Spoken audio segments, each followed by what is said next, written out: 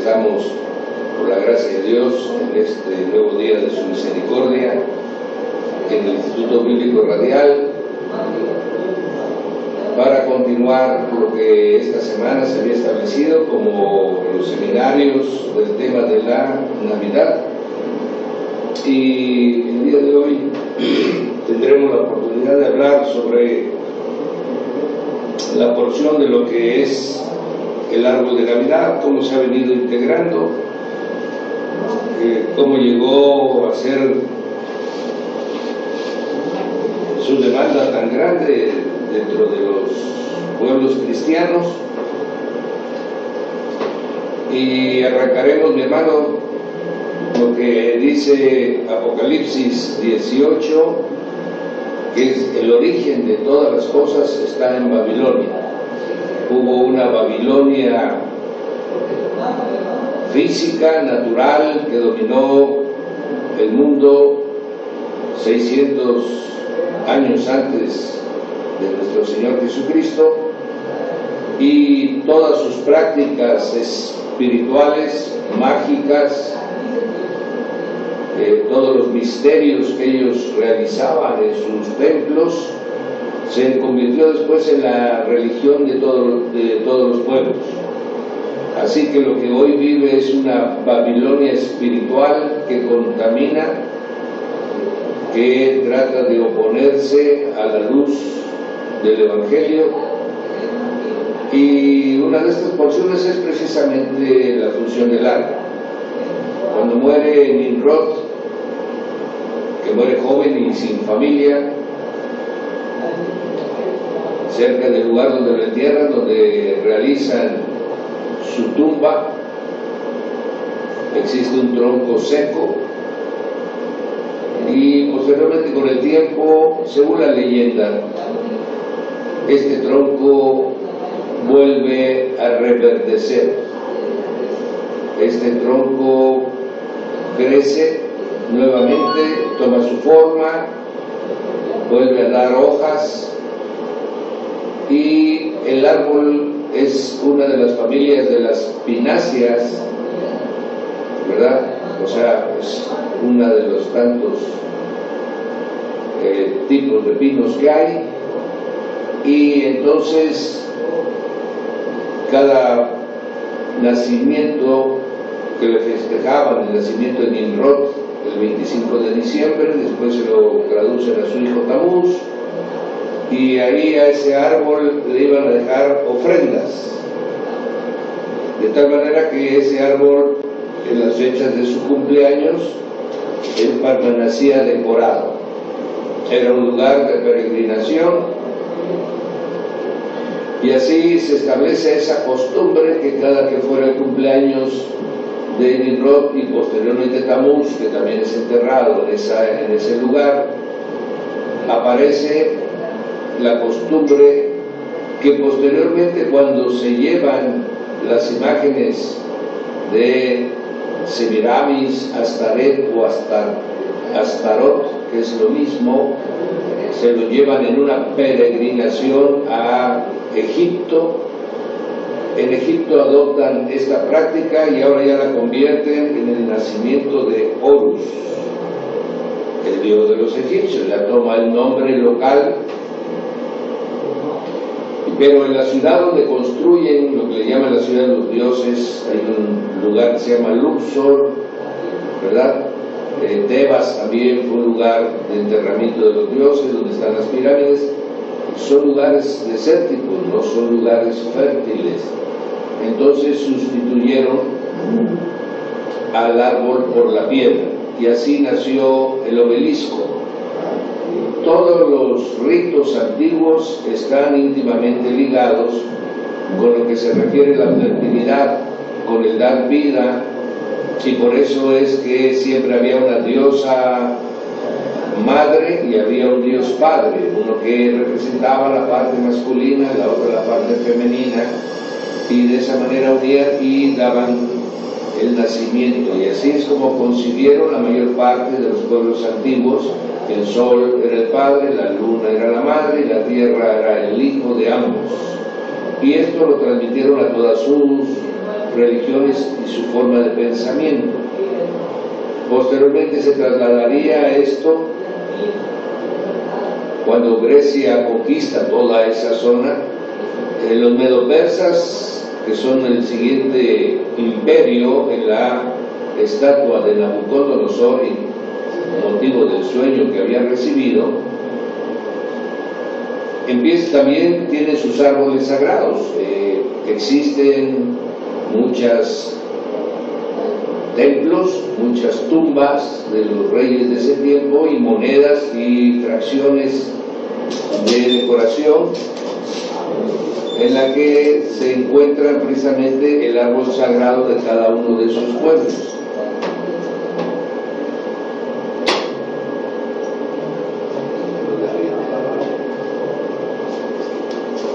Amén, gloria a Dios. Estamos aquí con ustedes, mis hermanos, en Radio Manantial de Vida, con el Instituto Bíblico Radial. Vamos a repetir, había habido un problema de sonido, pero ya estamos en estos momentos nuevamente para hablar de hoy en la porción del árbol. Todo sea para la gloria de Dios y para que la santidad de nuestras vidas se mantenga y vivamos en la doctrina correcta. Bien, el árbol está íntimamente ligado con lo que es la fertilidad, por eso da frutos, y de esta manera los pueblos antiguos, y está establecido en Apocalipsis 18, que nos dice: salid de Babilonia, pueblo mío, salid de Babilonia. Babilonia es la madre de todas las religiones, y después en cada pueblo se iría adecuando según su forma de pensamiento de los pueblos, se irían adecuando. Uno de ellos es el uso del árbol.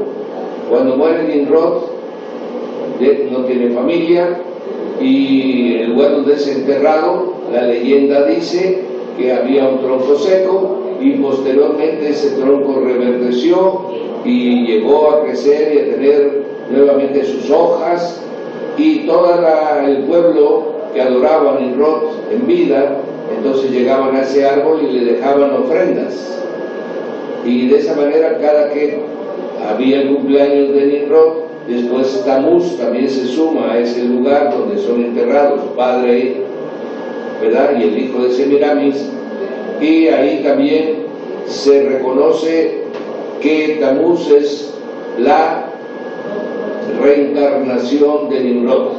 Y el árbol sirve cada 25 de diciembre, que es la fecha de cumpleaños de Nimrod, para ser decorado y ofrendado con lo que le llevaban los creyentes en esa religión. Posteriormente, mi hermano, cuando fue movida la imagen de Astarot o Semiramis, se es movida a Egipto en una peregrinación que fue desde Babilonia hasta Egipto.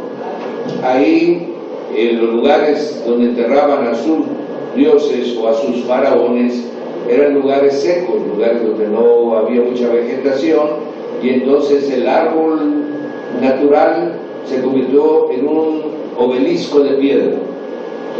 Todos los obeliscos, los árboles frondosos, tienen una connotación de tipo de fertilidad, ¿verdad? Así como se consideraban esos pueblos que el sol era el padre, la luna era la madre y la tierra era el producto de la unión de ellos dos, así se reflejaban todas sus religiones y sus formas de pensamiento de esta manera como lo concebían. Así pues, tenemos ya en Egipto los obeliscos, tenemos ya en Egipto también la historia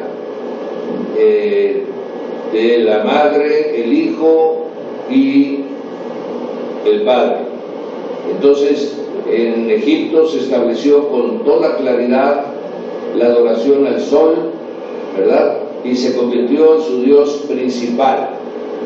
De esta manera, cuando Grecia conquista todo ese territorio, ya después de que también los medopersas, usted recuerda en el sueño de Nabucodonosor, que la cabeza era de oro, que era Babilonia, y luego los pechos eran de plata, eran los medopersas, estos también adoptan esa forma de pensamiento y se encuentra en todos los relieves de sus templos, en los relieves de sus palacios o en las tumbas de sus reyes, los árboles sagrados. Todos los pueblos tenían un árbol sagrado, ¿verdad? Obviamente ese árbol era un recuerdo del árbol del conocimiento del bien y del mal que había estado en el paraíso y que le había dado al hombre, le había abierto los ojos y le había permitido tener independencia de Dios. De esta manera pues pasa a Grecia, y en Grecia todas las grandes celebraciones, los famosos misterios de Eleusis, los que estaban relacionados con Afrodita, los que estaban relacionados con el dios Baco, que era el dios del vino y del placer, los que estaban relacionados con el dios Pan, que era el dios de la poesía, de la música, de la fiesta, todos eran hechos en bosques, donde estaban alrededor de árboles, y ahí ellos tenían ese comportamiento totalmente de falto de moral, ¿verdad? Y terminaban en las orgías, en esas reuniones. Todo era con una connotación sexual, ¿verdad? Bien, este árbol pasó a Roma, y en Roma ya adquirió, ya traía, ya se le sumó lo que había habido en Babilonia, Persia, Grecia, Egipto y ahora Grecia. Todo eso lo adoptó Roma, y cuando le llega el árbol a Roma, pues ya prácticamente ya viene con ya viene con sus adornos, ¿verdad? Los romanos les van agregando otras porciones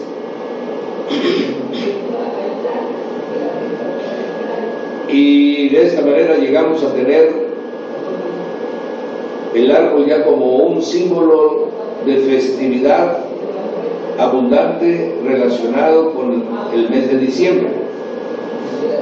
Sabemos que la fiesta más grande que sucedían eran en el mes de diciembre, que eran las Saturnalias romanas, que eran del 14 de diciembre al 22 de diciembre, y luego venía la preparación de la fiesta del Sol Invicto, que era en la noche del 24 de diciembre para amanecer el 25. Le sumaron a lo del árbol de Navidad los romanos, mi hermano, la entrega de regalos. Esto lo empezó a popularizar el mismo emperador, quienes a través de una costumbre decretaron de que todo su corte, toda la gente que estaba alrededor de ellos, le entregara un obsequio en las fechas del Sol Invictus. Y de esta manera, mi hermano, empezó a practicarse como se le daba al emperador. Después lo empezaron a hacer los senadores, que también eran gente, luego los generales romanos, y luego las gentes pudientes, y luego el pueblo, en la medida de lo que podía, también realizaba esta aportación de los regalos, ¿verdad? Y así es como vamos nosotros conociendo ya y establecido en este pueblo la práctica de al árbol decorarlo y ponerle sus regalos o hacer el intercambio de regalos. Todo esto es tan antiguo, mi hermano, que a veces nos sorprende cuántos miles de años ha permanecido.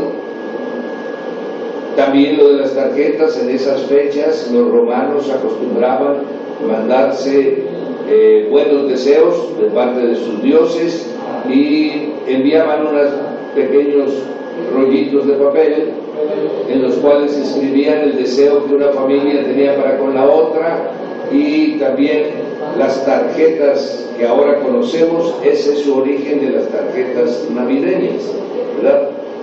Claro, ahora todo está industrializado, ahora tenemos impreso, usted puede ir a cualquier papelería y puede conseguir una tarjeta y nada más pone su nombre y la envía.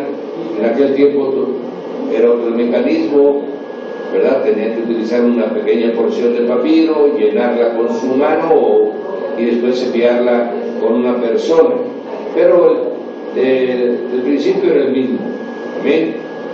Uno que popularizó mucho esto en su tiempo fue Calígula, que gobernó en el año 37 al 41 después de Cristo, y durante las Saturnalias todo el tiempo él se colocaba a una hora determinada en la puerta de su palacio, de tal manera que ahí el pueblo pudiera llegar y entregarle un regalo, un presente. No te olvides que Nerón, Calígula y todos los demás habían declarado dioses a sí mismos.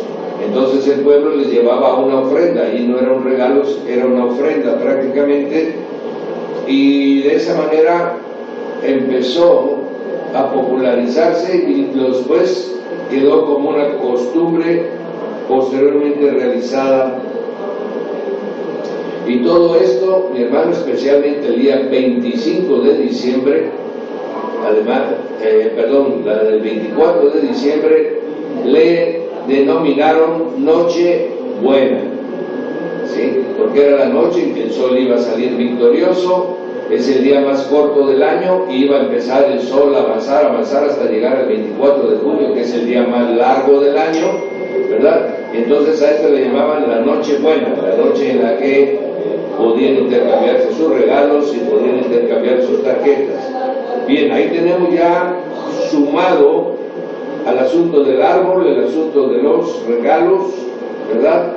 Y va adquiriendo en diferentes pueblos. Roma, no te olvides, mi hermano, que tuvo un imperio que gobernó todo el norte de África, que gobernó todo lo que es ahora Palestina, Jordania, Mesopotamia, Turquía, ¿verdad? Lo que es Checoslovaquia, lo que es Rumanía, lo que es Grecia, Italia, Francia, lo que es la parte norte, mi hermano, Alemania, España y Inglaterra. Todo eso fue el Imperio Romano, de tal manera que ellos todas sus costumbres las transmitieron a toda esa zona, y por eso es que es tan popular las costumbres que el pueblo romano practicaba. También tenemos, sumado a esto, mi hermano, cuando el fraile, el monje Bonifacio, empezó a conquistar la parte norte de Holanda, la parte norte de Alemania, Bélgica, todas esas partes donde había el culto a Samaín, el dios de las tinieblas, él tenía su árbol sagrado, era el roble.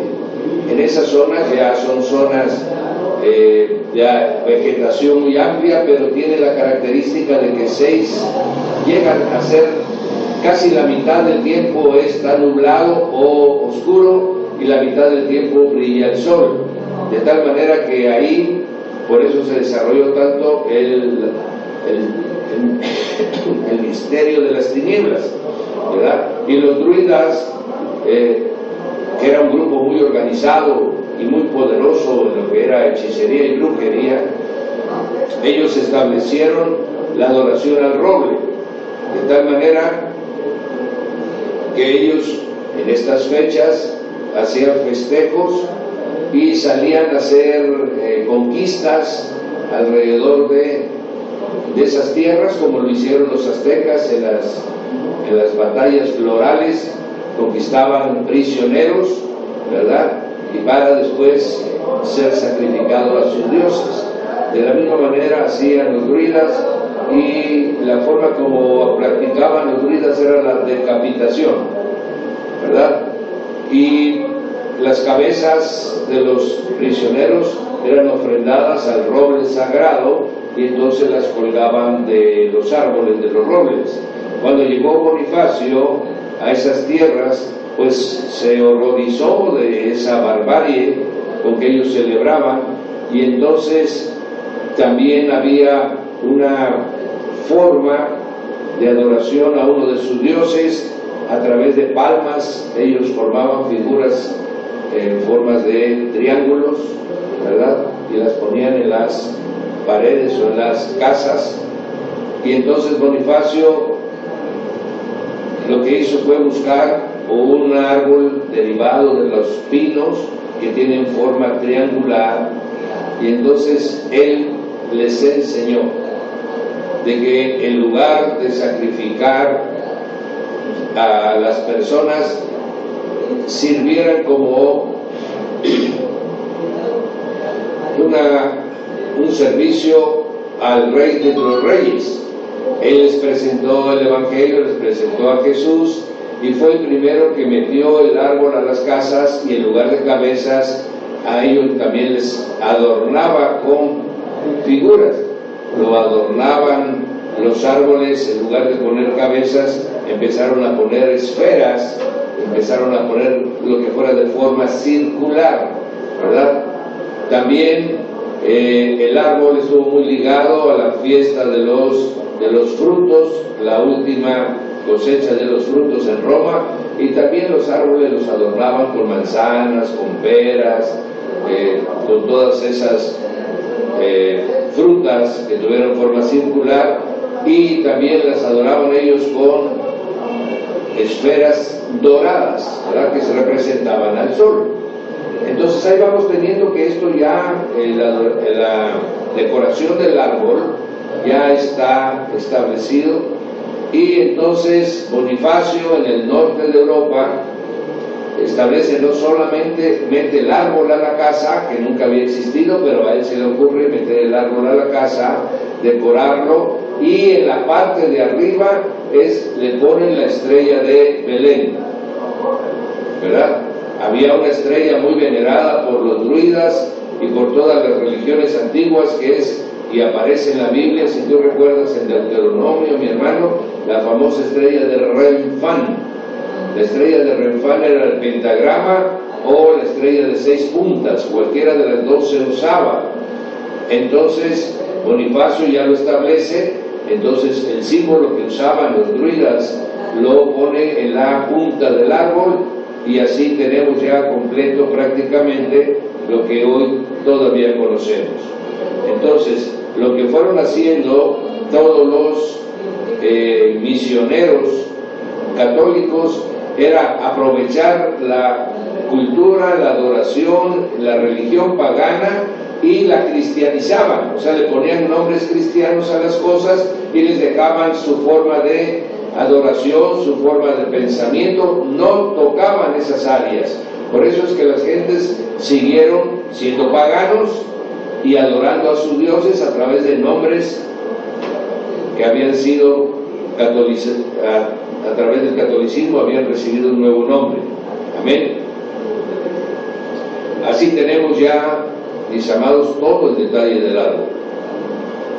Ya la fecha existía, la forma de decorarlo existía, la intención de los regalos existía, ¿verdad? Entonces ya no fue realmente, no es un invento de estos tiempos, no. Lo que en estos tiempos ha sucedido es que el comercio organizado ha hecho de la mercadotecnia un sistema y ha juntado todas las costumbres de todos los pueblos y los ha vendido. Ahora sí, lo ha hecho uno solo en diciembre y se los ha vendido a todos, ¿verdad? ¿Para qué? Para que ellos puedan vender sus productos en el fin de año. Por eso es que ahora tenemos la suma de todo lo que nosotros conocemos, y esta práctica, mi hermano, ya para los años de la Reforma eran totalmente ya muy popularizados, la gente ya era parte de su vida de la gente, y aún algunos reformistas tuvieron que practicar, como ahorita muchas congregaciones cristianas, con el pretexto de alcanzar, de ser una semana de alcance, siguen practicando lo mismo sin saber que su trasfondo verdaderamente es pagano. Bien, ahora ya tenemos esta historia, Y vamos a ver, mi hermano, qué dice, en qué partes de la Biblia habla sobre la adoración de los árboles. En Primera de Reyes 14:23 dice de esta manera: también ellos se edificaron lugares altos, esto ya lo dijimos que es como la cruz de Copolla, estatuas, imágenes de acera. ¿Cuáles son las imágenes de acera, mi hermano? Ella era representada como una columna, fortaleza. Amén. Por eso Pablo dice en nuestro evangelio, nuestra iglesia es la columna y baluarte de la verdad. Amén. Porque él está deshaciendo viejos mitos y viejas leyendas. Amén. Acera y Astaroth se les representaba o como la mujer que tenía muchos senos, o como una columna firme sobre la que estaban, amén, asentada su religión. Y dice, en todo collado alto, o sea, en todo monte, y debajo de todo árbol frondoso se reunían. Ahí adorabais a vuestros dioses. Entonces el árbol frondoso ha estado siempre relacionado, y cada pueblo ha tenido su árbol sagrado. Si tú me preguntarías cuál es el árbol sagrado de los mayas, o el árbol sagrado de los mayas, mi hermano, la ceiba. En casi todo el sur de esta porción del continente, hasta llegar prácticamente a Panamá, todo el norte, hasta llegar a Campeche, Yucatán, era el árbol de la ceiba. Amén. En la parte norte del estado, el árbol del hule, del país, el árbol de hule, ¿verdad? Y las flores, en el caso de los aztecas, las flores eran a quienes ellos le rendían este reconocimiento de ser producto del sol y de la luna. Bien, de esta manera tenemos cómo se van ligando las cosas naturales a las prácticas religiosas de los pueblos. En Deuteronomio 16:22 dice lo siguiente: no plantarás ningún árbol para acera cerca del altar de Jehová tu Dios, ni te levantarás estatua, lo cual aborrece Jehová tu Dios. Vuelvo a leerle para todos aquellos mis hermanos que todavía practican dice: no plantarás ningún árbol para acera cerca del altar de Jehová tu Dios, cerca del púlpito de Jehová tu Dios donde adoras, o cerca de donde está el ministerio de alabanza que adora a Dios. No debe haber ningún árbol que tenga connotación pagana, traducido al lenguaje de hoy. Amén. En Jeremías 2:20 también dice: sobre todo collado y árbol frondoso, ahí te echabas como una ramera, por la fornicación espiritual, mi hermano, adorando a otros dioses, ¿verdad? En Ezequiel 6:13 también dice: debajo de todo árbol frondoso y debajo de toda encina, que es otro tipo de árbol sagrado, lugares donde ofrecieron incienso a todos sus ídolos. Amén. Deuteronomio 12:2 dice: destruirás enteramente todos los lugares donde las naciones sirvieron a sus dioses, sobre los montes altos, sobre los collados, debajo de todo árbol frondoso.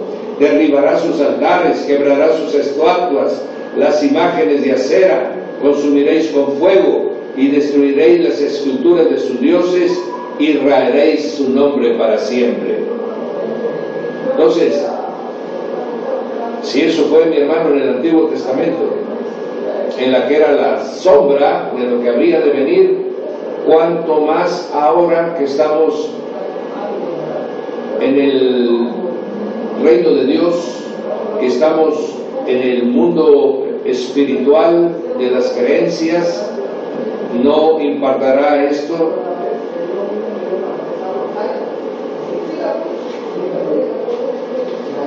Bien, de esta manera hemos tocado el asunto de los árboles, el asunto de los regalos,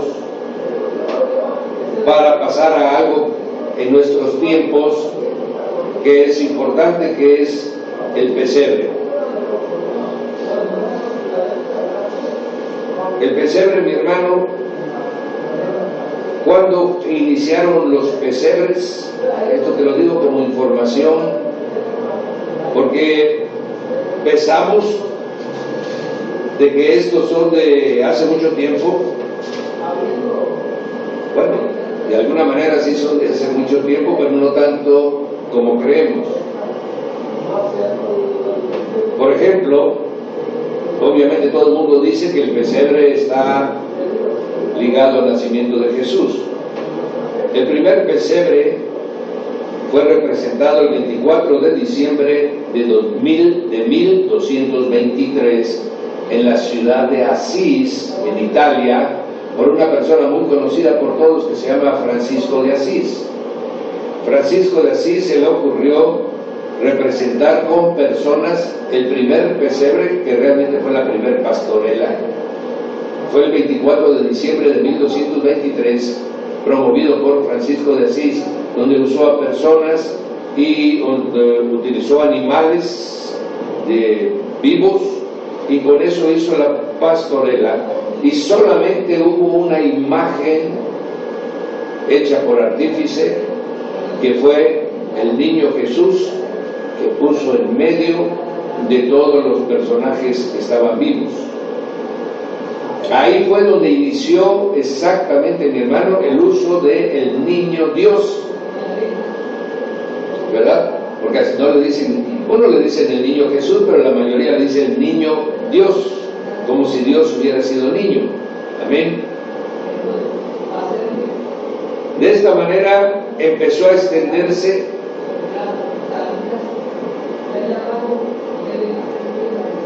y dicen, si tú ves en alguna tienda donde están vendiendo los niños dioses, tiene una manita levantada, y la leyenda dice que el niño de madera que habían puesto, la escultura que habían puesto en medio del pesebre, cuando un niño se acercó para besarlo, él levantó su manita, ¿verdad? Y quedó en esa posición para que todos pasaran y le besaran la mano. De esta manera extendió su manita y sonrió, y esa es la forma como hasta ahora, amén, se sigue fabricando, ya sea de yeso, de madera o cualquier otro material, y quedó ya permanente. Carlos III de España, después de que había pasado por la corte de Nápoles, después el rey de Nápoles, mi hermano, vio eso y mandó a hacer él ya figuras del tamaño natural, con imágenes de los personajes, de José, de María, de los pastores, como Francisco de Asís metió la mula, metió el buey, metió los cabritos y las ovejas, y hasta otras cosas, metió conejitos y demás. Entonces, de esa manera también hicieron figuras naturales. Después Carlos III de España lo metería en sus cortes ya como un festejo, amén, de la corona, y en los siglos XVII y XVIII se hizo totalmente popular en toda Europa. De tal manera que Luis XIV en Francia hacía unas fiestas verdaderamente sorprendentes en el pueblo de Aviñón, ¿verdad? Este es un pueblo muy particular, se dedica a hacer pesebres de todo precio, de toda calidad. A partir de esa fecha, Aviñón se dedicó a esta tarea. A fines del siglo XV ya era conocido prácticamente por todos los pueblos.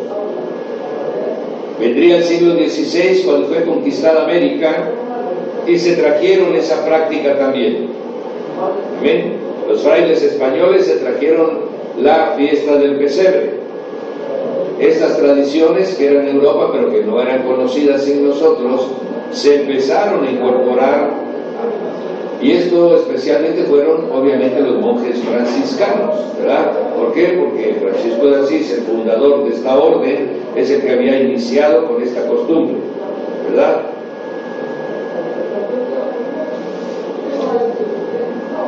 Ya después, aquí en México, le agregaríamos nosotros a la tradición del pesebre, ¿verdad? Le agregaríamos la piñata, que también es de origen español. Pero aquí en México adquiere su asociación a ese periodo, a ese tiempo. En España se utilizaban en algunos festejos, sobre todo en el tiempo de las cosechas, que servían para llenarla de frutos, que eran fruto de la cosecha, como era motivo de alegría, ¿verdad? Se rompía la piñata y se derramaban los frutos para que todos los participantes recibieran una parte de la cosecha. Aquí se llevó y se incorporó ya a las fiestas navideñas, y la piñata es también una aportación de nuestro país al mundo, ¿verdad? La piñata originalmente que se utilizaba en ese tiempo era redonda, el centro, porque era el mundo, y se le ponían 7 picos, que eran los 7 pecados capitales, y luego se usaba un garrote, que según la tradición católica era la iglesia con la cual destruía los pecados, y se le tapaba la cabeza, se le ponía un paño a la persona en los ojos, porque estábamos ciegos, y nosotros ciegos, solo la iglesia nos puede ayudar para destruir los pecados y derribar todo lo que el mundo tiene. Amén. Esa es la connotación espiritual de la piñata en las fechas decembrinas. Ya nosotros lo hacemos en los cumpleaños de todos los niños, eso ya es otra cosa, pero las fechas de diciembre tienen una connotación muy particular. Después también, mi hermano, un sacerdote mexicano se fue a Roma y pidió en forma especial que se le permitiera realizar 9 misas que eran del día 14 al 23 de diciembre, ¿verdad? Porque nada más estaba autorizado a hacer una sola misa en esos periodos, que era el de la misa del 24 de diciembre, y es a las 12 de la noche, muy conocida por todos como la misa de gallo. Estoy hablando todo esto para que veas cuál es la connotación, mi hermano. Y cuando le autorizaron esas misas, él les llamó las misas de aguinaldo, las misas de fin de año, quiere decir. Y de ahí quedó el nombre para todo lo que recibe la gente como un recurso de su trabajo, ¿verdad? El aguinaldo. ¿Qué estás esperando? Estoy esperando el aguinaldo. De ahí viene el nombre también, para que vean ustedes de dónde tenemos palabras que desconocemos su origen. Y de esa manera, mi hermano, ya tenemos el pesebre, ya tenemos la fecha, ya tenemos el árbol, ya tenemos los regalos, ¿verdad? Y en España se inventaron los famosos villancicos.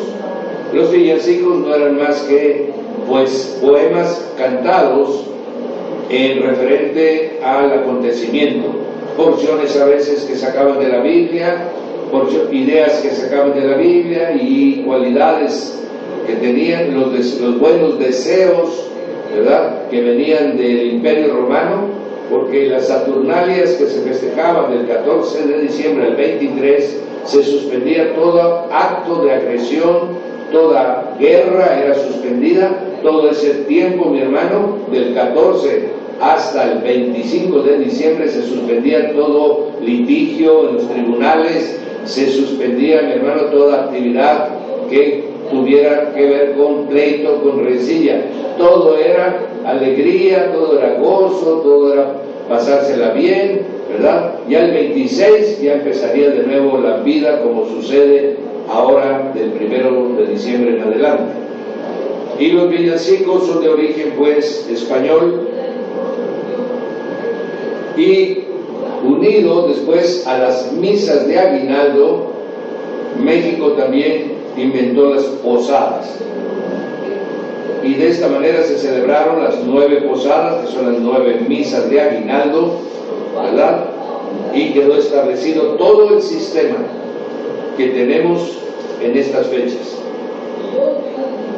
Por eso es que no alcanza el recurso para aquellos que de forma como con el espíritu navideño, de celebración navideña, festejan todo este tiempo, pues no hay dinero que alcance.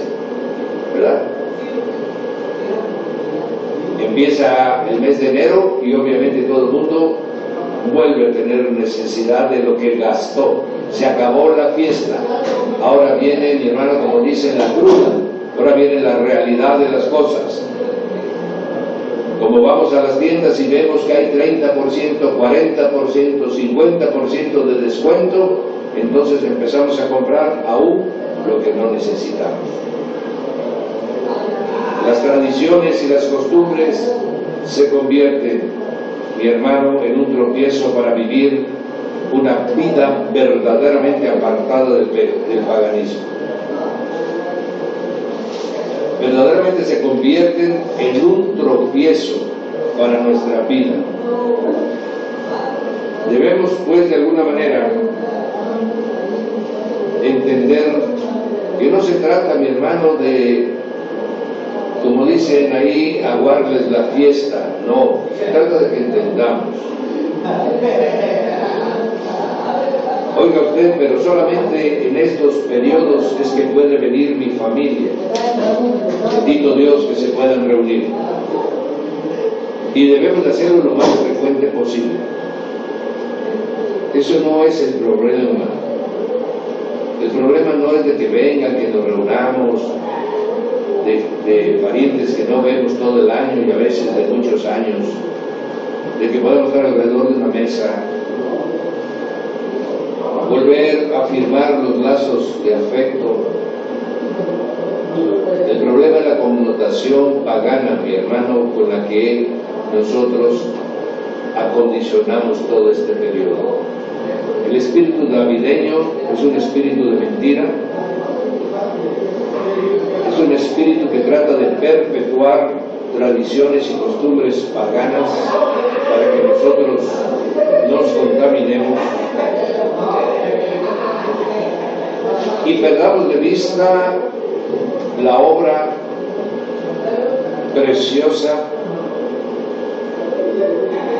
de la salvación. Jesús nació en Belén. El día de mañana, que tenemos 2 horas del programa, vamos a hablar de la fecha probable, verdadera fecha probable de nacimiento del Señor Jesús. ¿Por qué nace como nace y en el lugar donde nace? ¿Por qué no deja el antecedentes de la fecha de su nacimiento?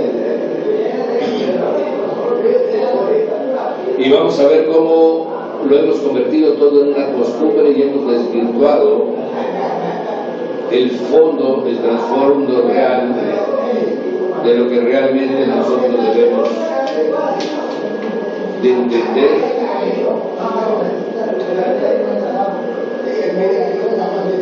Es muy difícil quitarnos las tradiciones y las costumbres porque forman parte de nuestra estructura mental, porque forman parte de nuestros recuerdos y de nuestros valores. Pero debemos de entender que cuando llegamos a Cristo tenemos un encuentro con la verdad. Cuando nosotros recibimos a Jesús, se nos cae esa venda que había puesto el príncipe de este siglo.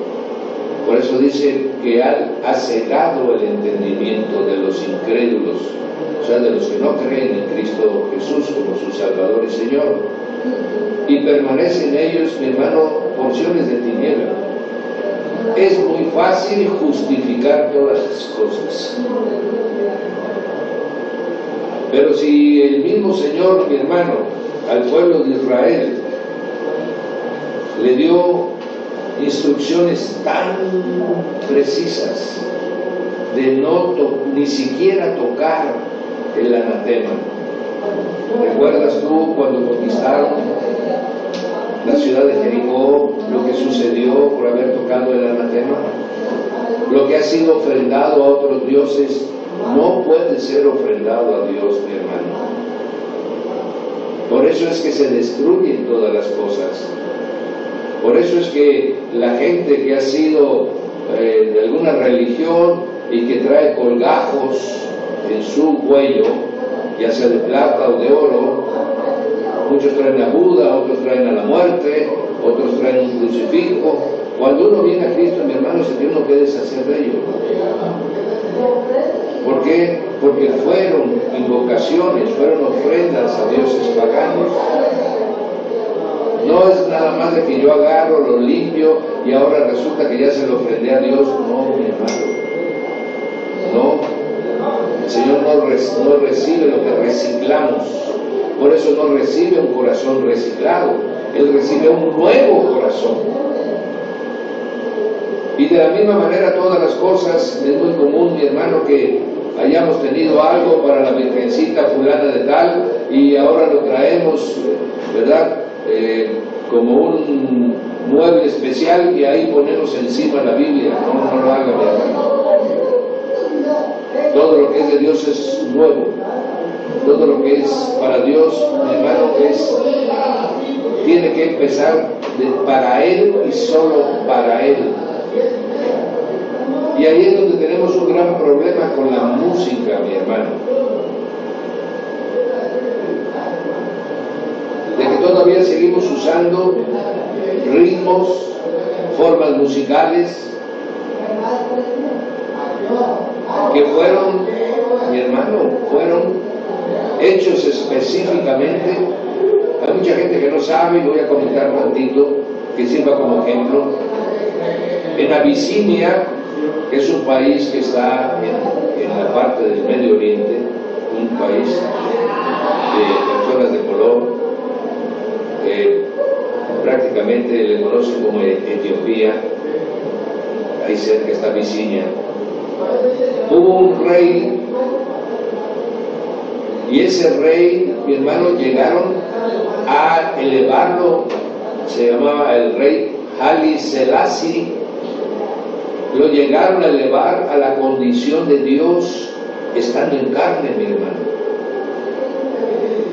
Y lo adoraba como a un Dios. Lo que él decía, mi hermano, te cuenta que Dios le había hablado a él y él era el transmisor. Es más, él, como era Dios mismo, podía decir lo que bien le pareciera. Y a él se le desarrolló un estilo igual lo adoraba. Y ese estilo musical es el reggae o el reggaetón también, que son parientes. Ese era el medio de música que adoraban a este hombre, y con ellos le hicieron alabanzas, no canciones, alabanzas. Obviamente, como era hombre, murió, y después de que murió, y como tiene una música muy pegajosa, entonces se extendió a través de Jamaica, que tenía tratos con ese pueblo de color, amén, y de esta manera popularizó este estilo musical. Y ahora lo tenemos metido nosotros, un estilo musical que fue para un hijo de Satanás, y nosotros ahora nomás le ponemos letra, pero el fondo, la intención sigue siendo el mismo. Por ejemplo, pocos sabemos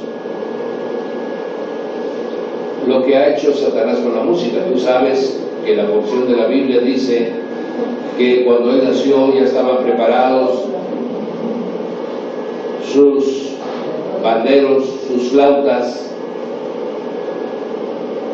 y eso para los estudiosos bíblicos da una connotación de que él era parte del coro de alabanza celestial. Por supuesto que lo era porque era un querubín, pero que era importante su función. Y de esa manera él conoce muy bien el efecto que la música hace en el alma del hombre. La música, mi hermano, impacta el alma del hombre. Algunos los hace entrar en alegría, en euforia, los hace bailar con contorsiones, con música, con acciones que son deshonestas.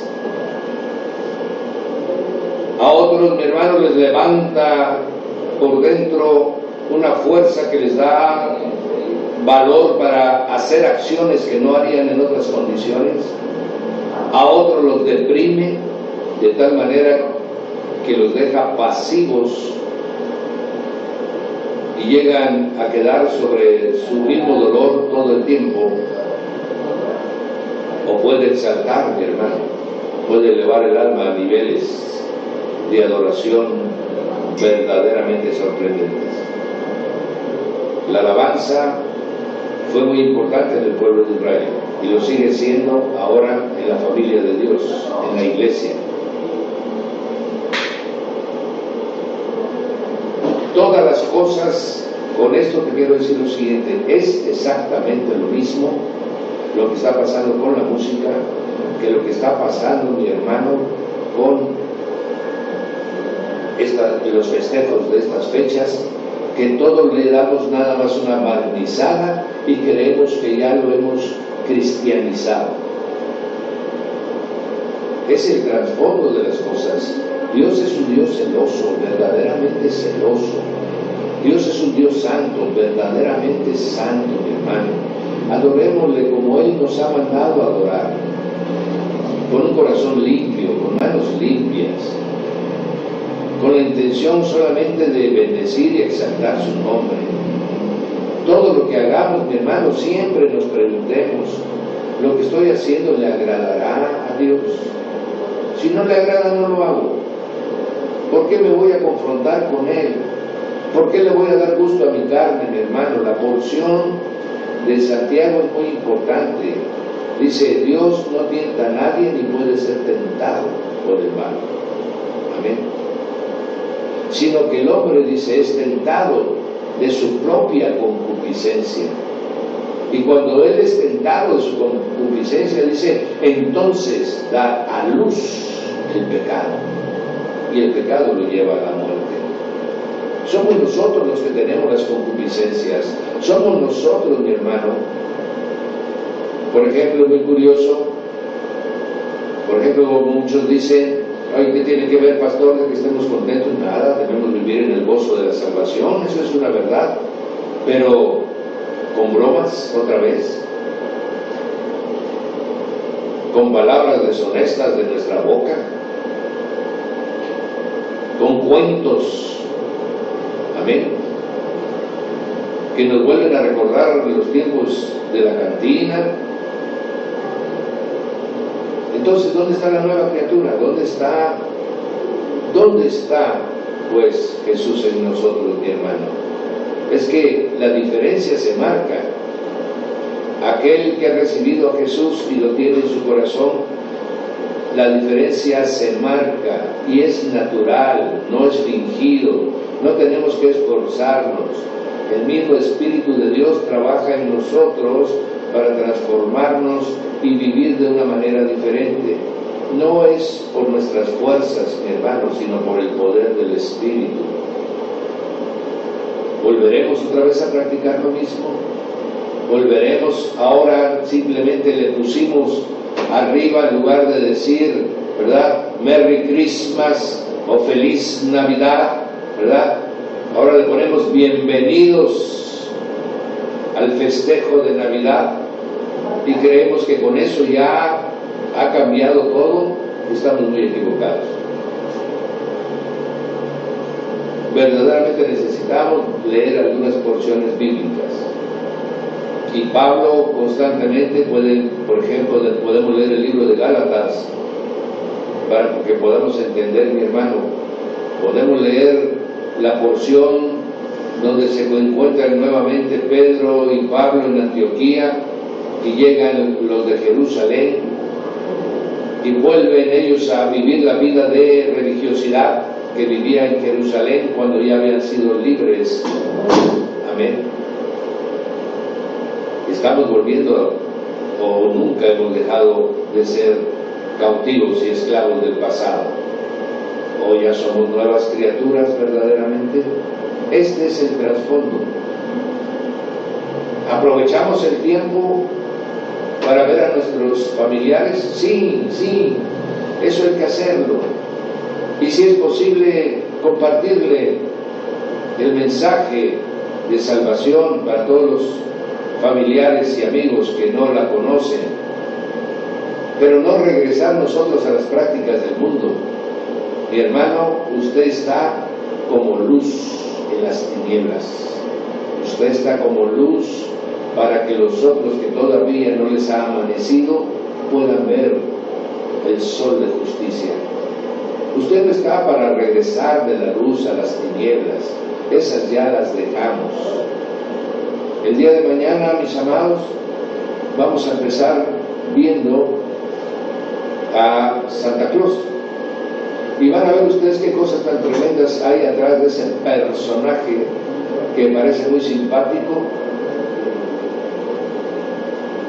Y después hablaremos de la verdadera fecha de nacimiento del Señor Jesús, la probable, porque no hay una exacta. Y de esta manera vamos a poder entender lo que sucedía en todos los pueblos, lo que sucedió en Babilonia, lo que sucedió en Egipto, lo que hacía Grecia, lo que hacía la Roma, lo que hacía Francia, lo que hacía Inglaterra, lo que hacía Finlandia, lo que hacía Holanda, lo que hacía Noruega, mis amados, lo que hacía Estados Unidos.